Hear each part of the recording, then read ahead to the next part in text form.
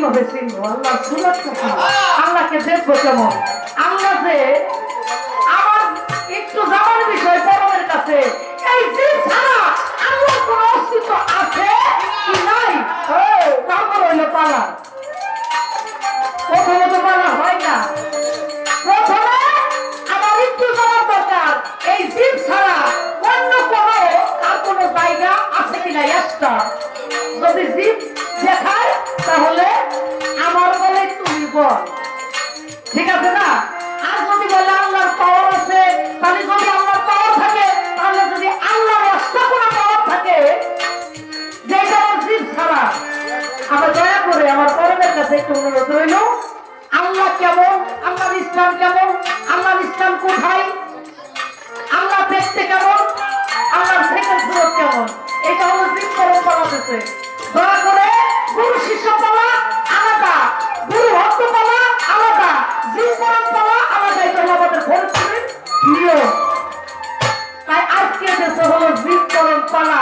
আজকে আমি গুরু শিষ্য পালার মধ্যে দয়া করে মনে করি যে যেন না ঢুকি আমরা, তাই না বাবা? আজকে দেশে জিন আর করো, জিন এবং করো, ওখানে গুরুর কোনো কথা থাকবে না। হ্যাঁ,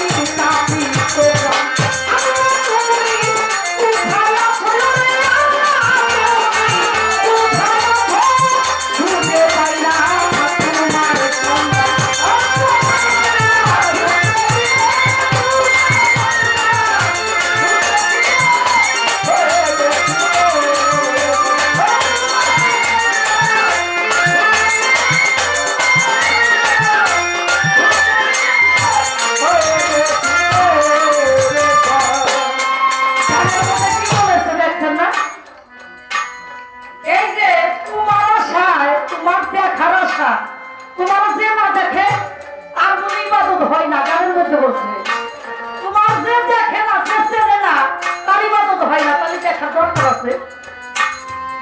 তাহলে এত সুন্দর রূপ যে দেখে, দেখলে তার ইবাদত হয়, তাহলে তোমার রূপ আছে।